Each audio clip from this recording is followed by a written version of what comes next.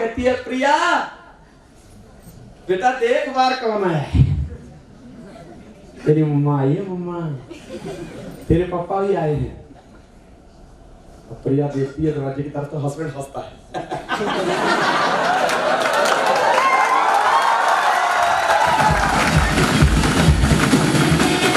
क्योंकि अब रोने की बारी सोनू की नहीं प्रिया की थी, क्योंकि सोनू को अपना समय निकाल चुका था।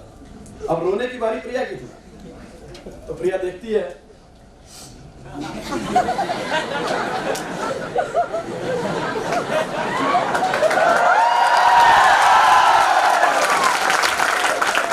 माँ कहती है बेटा क्या करें, तू हमारे कलेजे का टुकड़ा जो है, हमें तो तेरे घर का रास्ता भी मालूम नहीं था, लेकिन जहाँ दिल होता है वहाँ बॉडी ऑटोमेटिक पहुंच जाती है। बेटा पहुंच गए। और बेटा भूल हो गई हमसे जो हम रात को आए, आना तो जल्दी था, पर पता बेटा क्या हुआ, जिस बस से हमने आना था ना वो बस ही नहीं आई है। फिर हमने दूसरी कभी जाती है बेटा वो भी नहीं आई। तेरे पापा ने बोला घर से निकले हैं अभी वापस नहीं जाएंगे, अपनी प्रिया से तो मिल के आएंगे। तो बेटा कुछ लिफ्ट मांगी, कुछ बस में धक्के खाए, कहीं ट्रैक्टर में ऑटो में बैठ बैठ के, कुछ पैदल चले बेटा तेरे पास पहुंच गए। बेटा कल पता क्या हुआ कल जब हम घर की सफाई कर रहे थे, काम वाली सफाई कर रही थी ना, तो तेरे कुछ खिलौने गिरे और उसमें से एक खिलौना टूट गया। तेरे पापा उसी टाइम उठे, उस खिलौने को कालेजे से लगाया और रोने लगे, कहते अरे तूने ये कैसे तोड़ दिया यार, ध्यान से काम किया कर, मेरी छोटी सी प्रिया का खिलौना है। कितना बोलते ही ना बेटी रो पड़ी और इधर उधर देखा कि बाहर में जाए, कमिटमेंट दरवाजा खोल दिया, आ जाओ अंदर, बैठा लिया अंदर। 1 साल के बाद उनके घर में एक छोटा नन्हा सा बालक आया। उसके ठीक 2 साल के बाद एक छोटा नन्हा बालक और, उसके ठीक 2 साल के बाद एक गुड़िया आई घर। जब गुड़िया आई तो उस सोनू ने पता क्या किया, इनविटेशन कार्ड छपवाए, एक मैरिज हॉल बुक किया और एक बहुत बड़ी पार्टी रखी जिसमें सब अपने पड़ोसियों को बुलाया, अपने दोस्तों को बुलाया, अपने रिश्तेदारों को बुलाया, और जो उनके आजू बाजू सोसाइटी में जितने लोग थे, मतलब ऐसा समझो कि पूरे शहर को इनविटेशन दिया कि मेरे घर में एक नन्ही परी आई है और मैं उसका बर्थडे बड़ी धूमधाम से मनाना चाहता हूँ, तो आप प्लीज वहां आए और हमारा इसमें मतलब सहयोग दें और एंजॉय करें पार्टी को। दोस्त जब स्टेज सजी, बहुत भीड़ इकट्ठी हुई, बहुत बड़ा कंपाउंड, बहुत बड़ा हॉल बुक किया था, बड़े खाने के मतलब आइटमें थी। जिस टाइम वहां बैनर लगा हुआ था, बच्ची को कुछ जितने भी लोग आए थे उन हस्बैंड वाइफ को बुक्के देने लगे, बच्ची के हाथ में पैसे देने लगे। तब एक इंसान वहां से उठा और माइक लिया और कहता है उसकी बच्ची की मां को, प्रिया को, कहता भाभी जी आपको कैसा फील हो रहा है। उसने माइक हाथ में लिया और उसने कहा कि मैं अपनी फीलिंग बताने से पहले अपने पति सोनू से ये पूछना चाहती हूँ कि जब पहला बेटा हमारे घर में हुआ तो आपने कोई पार्टी नहीं करी, दूसरा बेटा हमारे घर में आया आपने कोई पार्टी नहीं करी, लेकिन बच्ची घर में आई तो उसके लिए इतनी बड़ी पार्टी क्यों ऑर्गेनाइज की, मुझे इसका जवाब चाहिए। उसके बाद मैं अपनी फीलिंग बताऊंगी। जैसे ही माइक सोनू के हाथ में गया तो सोनू ने बड़े प्यार से जवाब दिया, कहता बेटा घर में आया खुशी तो तब थी, दूसरा बेटा घर में आया बहुत खुशी थी तब भी, लेकिन बेटी के लिए खास करके इतनी बड़ी पार्टी का बंदोबस्त इसलिए किया गया है क्योंकि जब मैं बूढ़ा हो जाऊंगा तो दरवाजा मेरे बेटे नहीं यही बेटी खोलेगी।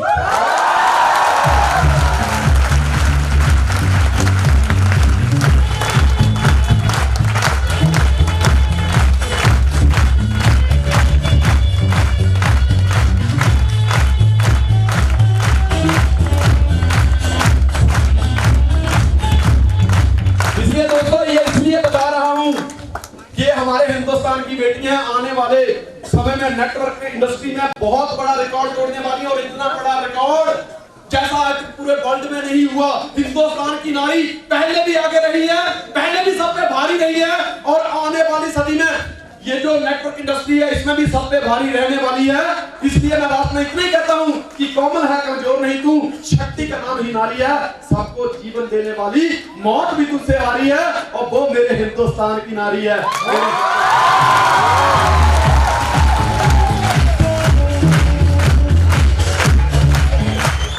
दोस्तों, ये जो इंसान स्टेज पे खड़ा है, कहते हैं हर कामयाब इंसान के पीछे एक औरत का हाथ होता है और हर फेलियर इंसान के पीछे दो औरतों का हाथ होता है।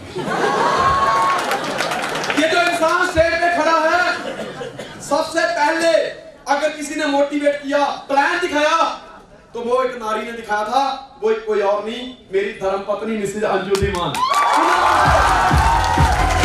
उन्होंने मुझे ड्यू सॉन्ग का प्लान किया और उसके बाद जब मैं मना कर रहा था तो मेरी मम्मी की सपोर्ट ली उन्होंने। जब मम्मी की सपोर्ट ली, मम्मी ने कहा बेटा है क्या तेरे पास? जब मैंने प्लान किया, मेरी वाइफ तो पागल थी, मां उससे बड़ी पागल थी। उसने भी पीठ पे हाथ फेरा, बोले बेटा क्या बात है, तुझे जो काम के लायक तू बना है वो काम तेरे सामने है, जा बेटा तूफान खड़ा कर दे। और मां ने आशीर्वाद दे दिया। फिर जब एक बार मां का आशीर्वाद मिल जाता है तो फिर भगवान भी उसके ऊपर कोई कलम नहीं चलाता, कहता जो बोला है वो सत्य है, वो सत्य है, वो सत्य है। दोस्तों, मां की ताकत को समझना, इसका अंदाजा कौन लगा सकता है? जैसे कि यतीमान सर ने कहा था कि जो आंखें बंद करके प्यार करे वो प्रेमिका, जो आंखें दिखा दिखा के प्यार करे वो पत्नी, और जो दिन रात प्यार करे वो अपना आप, और जो हर घड़ी प्यार करे वो मां और बाप।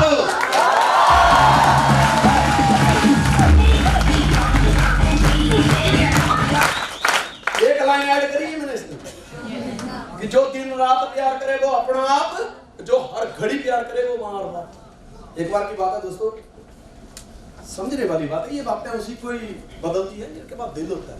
मेरे को अटैक आया 2 बार, मैं हॉस्पिटल में था, लोग मिलने आते थे, डॉक्टर कहता है यार तू कौन सा मिनिस्टर है यार, इतने लोग तो मेरे हॉस्पिटल में कभी आए ही नहीं यार,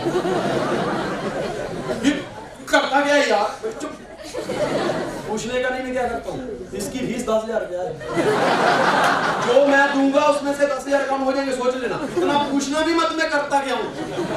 कहते तेरे को, मैं बोल रहा हूँ तेरे को अटैक आया, तेरे को पता भी है तेरे को अटैक आया था, मतलब तू ज्यादा बातें मत कर, ज्यादा बातें मत कर, तुझे बोलना नहीं है, बोलना नहीं है। मैं क्यों? कहते तुझे पता है अटैक आया? मैं क्या आपको अटैक आया कभी? नहीं मुझे अटैक आया नहीं। मैं क्या अटैक उसको आता है जिसका दिल होता है, दिल।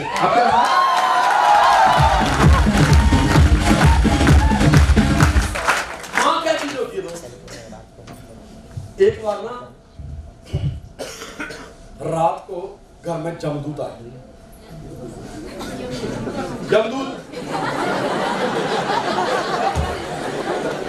जमदूत आए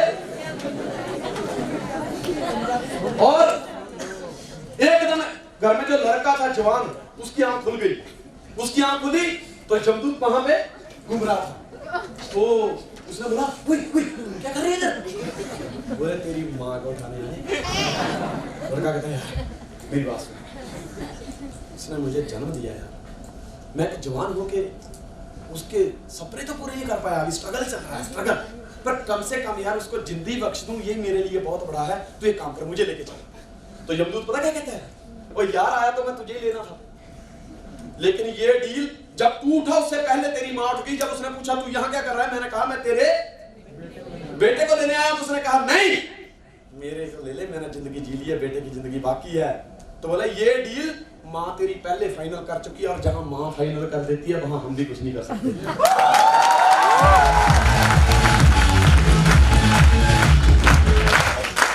तो फ्रेंड्स आगे बढ़ते हैं हम। स्टोरी अपने बारे, अपनी स्टोरी बड़ी डेंजर, बड़ी खतरनाक, बड़ी रोमांटिक, बड़ी एक्साइटेड, बड़ी इमोशनल है। धीरे धीरे हमारे पास इतना वक्त नहीं है, हमारे पास हम 2 दिन में भी ये चैप्टर बड़ी मुश्किल से कवर कर पाते हैं, तो स्टोरी हम बीच बीच में लेते रहेंगे। जैसे कि टी.एस. धीमान सर ने बताया कि हमें जिंदगी में आगे बढ़ना है, तो as a senior upline, as a great upline, मेरा फर्ज बनता है पीछे फर्स्ट फर्स्ट स्लाइड। मेरा फर्ज बनता है कि जिस भी व्यक्ति ने या जिस भी मेल फीमेल ने, बॉय या गर्ल ने, जिसने भी मेरे साथ मेरे पर विश्वास करके सिस्टम को ज्वाइन किया है, तो एज ए ग्रेट अपलाइन मेरी रिस्पॉन्सिबिलिटी बनती है फ्रॉम फर्स्ट डे उस इंसान का इस सिस्टम के प्रति विजन क्लियर करना। नेक्स्ट, जैसे कि नेक्स्ट लो, नेक्स्ट। हाँ, सबसे पहला काम है विजन क्लियर करना। नेक्स्ट, हाँ यस। क्योंकि अगर इंसान का होता क्या है, जैसे कि दिमाग में होता है कि जब एक इंसान ज्वाइन करता है, जब वो मार्केट में जाता है, पहले 4 व्यक्ति पॉजिटिव मिलती है, यस काम चलता है, कंपनी अच्छी है, काम बहुत बढ़िया है, वो पॉजिटिव हो जाता है। पहले ही 4 गधे फूंक मार देते हैं, कंपनी अच्छी नहीं है, अपलाइन भी सही नहीं है, मेरे तो पैसे गए, वो नेगेटिव हो जाता है, घर बैठ जाता है। तो हमने from first day as a team leader, as a great upline, mister Sandeep का हमने पहले दिन से ही विजन क्लियर कर दिया, उनका इस नेटवर्क इंडस्ट्री के प्रति माइंड सेट कर दिया कि आजकल देखो हर इंसान, ये लोगों के लिए एक नया बिजनेस है, लेकिन बाकी जो आदमी घड़े बना रहा है उसका घड़े बनाने में माइंड सेट है, वो नींद में भी बना लेता है, आंखें बंद होगी इधर देखेगा तो भी कर लेगा।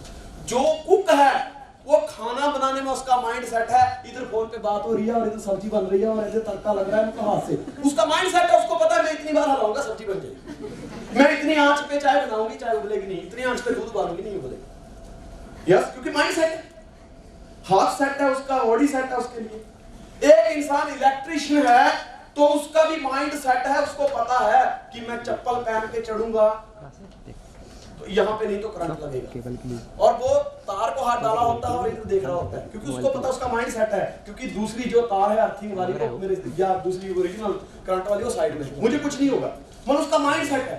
एक लैपटॉप प्रिपेयर करने वाले का माइंड सेट है, एक ड्राइवर का माइंड सेट है, मैंने देखा है आधा किलोमीटर नींद में लेके चले जाते क्योंकि माइंड सेट है। टीचर को मैंने देखा है कि बासियां लेते लेते भी बच्चे को 2 से 5 का टेबल पढ़ा देता है, माइंड सेट। हर बंदे का अपनी अपनी फील्ड में माइंड सेट है, ये बिजनेस हर व्यक्ति के लिए नया है, तो इसके लिए अलग से माइंड सेट करना पड़ेगा। हेलो, एक बार की बात है, 2 व्यक्ति, दोनों के मन में ख्याल आता है कि चलो तबला बजाना सीखना, और वो एक गुरु के पास पहुंच जाते हैं और कहते हैं गुरुजी हमें तबला सिखाओगे? हाँ यस मैं सिखाऊंगा, मुझे आता है मैं सिखाऊंगा, मैंने बड़े लोगों को सिखाया, तो नहीं सिखाऊंगा। तो आ जाओ कल से शुरू करके आ जाओ, रोज की 1 घंटा क्लास लेंगे हम, कल से शुरू करते हैं। तो जाते जाते एक पूछता है कि गुरुजी कितने दिन लगेंगे मुझे सीखने में? कहता तुझे पहले तबला बजाना आया कभी बजाया तूने? कहता नहीं मैंने गुरुजी कभी बजाया ही नहीं। कहता 3 दिन। दूसरे ने पूछा गुरुजी मुझे कितने दिन लगेंगे? कहता तुझे तबले के बारे में एबीसी पता है, बजाया कभी? कहता हाँ बजाया, मुझे थोड़ा बहुत आता है। बोले तुझे 3 साल लगेंगे। वो कहते क्या अजीब बात है यार, किसी ने तबला कभी बजाया ही नहीं, उसको कहते 3 दिन, मुझे 3 साल, मुझे तो थोड़ा बहुत आता है।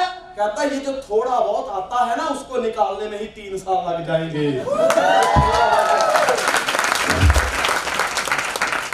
हर व्यक्ति को कुछ ना कुछ आता है, मुझे ये भी आता है, मुझे वो भी आता है। हमारा काम है, जैसे कि दिमाग सर ने कहा था, शून्य से शिखर की ओर लेके जाना है एक व्यक्ति को, जो हमारे साथ जुड़ा है उसको बोलना कि जो तेरे दिमाग में है उसको आज से रिमूव करना है, आज से इस टंकी को खाली करके इसमें नया डालना है। उसका माइंड सेट कर दिया नेटवर्क मार्केटिंग के प्रति। Law of average, next mister Sandeep ji का लॉ ऑफ एवरेज के बारे में बताया। नेक्स्ट लॉ ऑफ एवरेज के बारे में बताया कि 10 लोगों को आप प्लान करोगे तो 3 व्यक्ति आएंगे। जैसे कि हो सकता है पहले 3 मना कर दे, पहले 3 ही आ जाए, हो सकता है पहले 3 में से 1 आए, अगले 3 में से 1 आए और अगले 3 में से 1 आए, पर 10 में से 3 आएंगे। एक व्यक्ति को मैंने जब ये बताया तो व्यक्ति दूसरे दिन मेरे पास आया, बोला सर मैंने तो रात को 10 प्लान कर डाले, एक भी एंट्री नहीं आई। मैंने बोला यार मैंने कहा बोला था पहले 10 में से 3 आएगी, इन्हीं 10 में से 3 आएगी, तो अगले 10 प्लान कर उसमें से 3 आ जाएगी। हो सकता है दोस्त 10 में से 3 ना आए, पर पूरी गारंटी है 100 में से 30 जरूर आती है। अगर फिर भी 100 में से 30 ना आए, तुम 1000 प्लान करो, मैं गारंटी देता हूं 300 एंट्री आपके स्ट्रक्चर में होगी। ये फैक्ट है, ये सच्चाई है और ये पॉसिबल है, ये होता है। पर फर्क कहां पड़ता है कि आपकी 1000 प्लान करने तक चलता ही नहीं है। 1000 प्लान करने तक चलता ही नहीं है। यहां पे दोस्तों एक ही फंडा काम करता है, once more once more once more once more. Once more का फार्मूला क्या है? ये बहुत बड़ी पावर है। एक बार और, एक बार। मोहम्मद गौरी का नाम किस किसने सुना? आपको पता है उसने हिंदुस्तान पे कितनी बार आक्रमण किया? कितनी बार हारा था? उसने 17 बार आक्रमण किया और पृथ्वीराज चौहान के साथ जंग हुई उसकी, और 16 बार हारा। आपको पता है जब वो 10 बार हार चुका था, हर आदमी है कितनी बार हारेगा? 10 बार हार गया, 11वीं बार फिर तैयारी करने लगा। जब जंग के लिए चलने लगा तो वाइफ आगे खड़ी हुई, कहती इन छोटे छोटे बच्चों की तरफ देख लो, खबरदार हमको नहीं लड़नी जंग। मैंने 10 चांस आपको दिए थे, अब मैं 11वां नहीं दूंगी। 10 चांस में मेरी जीत हुई है कि मेरा पति हारने के बावजूद भी मेरे सामने खड़ा है। इससे बड़ी उपलब्धि मेरे लिए और क्या हो सकती है? अब अगला चांस नहीं दूंगा। तो मोहम्मद गौरी ने थोड़ा स्माइल किया और उसको बोला, देख पगली क्या बात करती है, टेंशन ना ले, बस एक बार एक मौका दे दे, मैं जीत के आऊंगा। एक बार कहते ठीक है, आखिरी बार, इसके बाद दोबारा मौका नहीं दूंगा। ठीक गया। मोहम्मद गौरी ने वापिस पृथ्वीराज चौहान के सामने लड़ाई लड़ी और हार गया। कई नुकसान हुए उसके, घोड़े मारे गए, हाथी मारे गए, कई सैनिक सिपाही मारे गए, जान माल की हानि हुई। वापिस आया, वापिस तैयारी करने लगा। जब 12वीं बार तैयारी करने लगा तो वाइफ ने अपने भाई खड़े कर दिया, कहता खबरदार जीजा जी, अभी नहीं जाना ना, बहुत हो गया, अब जंग नहीं लड़नी, हमने नहीं लड़नी जंग को, और बंदा कर लेते हैं। चलो बहुत सारे बिजनेस है दुनिया में और कोई काम कर लेते हैं, ये जंग वंग लड़ना हमको अच्छा लगता नहीं, बहुत हो गया, अब नहीं लड़ना। उन्होंने फिर एक स्माइल पास करी, कहता मुझे कुछ मानते हो? कहता आप हमारे जीजा हो। कहता अगर ये बात मानते हो तो जाओ, तुम्हें जीजा की सौगंध है, साइड में हो जाओ, मेरा रास्ता मत रोको, मुझे जाने दो, बस एक बार मुझे जाने दो, बस आखिरी बार, एक बार जाने दो। फिर मौका मिला, फिर जंग लड़ी, फिर हार गया। काफी नुकसान होने के बाद जब घर में आया, सब लोगों ने मजाक उड़ाया, होगी तसल्ली है, हर बार जाता है भिखारी के बर्तन ठूठे की तरह मुंह लटका के आ जाता है, हैं? क्या कहता है लड़ने में, पहले से तैयारी करके जाया कर, अब खबरदार गया तो 12 बार हार के घर पे आया। जब 13वीं बार जाने लगा तो वाइफ ने और सालों ने, सास ससुर और सालियां आगे खड़ी कर दी, खबरदार अब नहीं जाना हमने, जंग नहीं लड़नी हमको, बहुत हो गया, खबरदार अब घर से निकले। तो फिर एक स्माइल पास करी, कहता एक बार, एक चांस लिया, फिर गया, जंग हार गया, वापिस आया, 14वीं बार लड़ने के लिए तैयार हो गया। जब 14वीं बार लड़ने के लिए तैयार हो गया तो बीवी ने बोला अब अपनी तरफ से तो सारा जोर लगा दिया है, अब इसकी तरफ से जोर लगाते हैं। मां को खड़ा कर दिया, बोला अपने बेटे को रोक लो, बहुत हो गया, अब हमें नहीं जंग लड़नी, बड़ा नुकसान हुआ है। जब मां सामने आई, पांव छुए, बोला माता एक बार और, कितनी बार? एक बार और, जंग तो मैं जीतूंगा, बस एक मौका। मां ने फिर बोला चलो ठीक है, गया, जंग हार गया, वापिस आया, फिर तैयारी। जब 15वीं बार जाने की तैयारी करी तो बाप खड़ा कर दिया आगे, बहनें खड़ी कर दी, भाई खड़े कर दिए, खबरदार, सारे ससुराल वाले आगे, खबरदार आप गया, अब नहीं जाना ना, अब नहीं जाना, बहुत हो गया। सबके सामने फिर एक स्माइल पास करी और एक ही बात बोली, वंस मोर, एक बार और, सिर्फ एक चांस दे दो मेरे को। 15वीं बार गया, हार गया, वापिस आया और 16वीं बार जाने की तैयारी कर ली। अब सारे रिश्तेदार इकट्ठे हो गए, पूरी सोसाइटी इकट्ठी हो गई, पूरा मोहल्ला इकट्ठा हो गया। कहते ना दिमाग बिगड़ गया, पागल हो गया तू, क्या कर रहा है, घड़ी घड़ी इतना नुकसान कर डाला, इतने हाथी, इतने घोड़े, इतनी जान, इतनी माल चली गई, अब भी तेरे पे भूत सवार है। कहता एक बार और, वंस मोर, फिर गया, हार गया। 16वीं बार जब वापिस आया, फिर तैयारी चालू। कहता अब तो देखा जाएगा, मिलूंगा तो मैं खेलूंगा। अब हुआ क्या, अब ना रिश्तेदार थे, ना सिर्फ सोसाइटी, पूरा शहर इकट्ठा कर दिया परिवार वालों ने, इसको रोक लो अपनी खाना। लेकिन पूरे शहर के सामने, पूरे रिश्तेदारों के सामने, पूरी भीड़ के सामने मोहम्मद गौरी ने सिर्फ एक ही बात बोली, वंस मोर, एक चांस हो, वंस मोर। और जैसे उसने बोला एक चांस हो, सारी पब्लिक ने रास्ता छोड़ दिया। जब अगली बार युद्ध के लिए गया, पृथ्वीराज चौहान ने देखा, फिर आ गया। पृथ्वीराज चौहान ने कहा जा, अब मैं लड़ता ही नहीं, जा, अब मैं लड़ता ही नहीं। तो मोहम्मद गौरी ने कहा लड़, क्या हो गया, युद्ध मेरे साथ। कहता फायदा नहीं,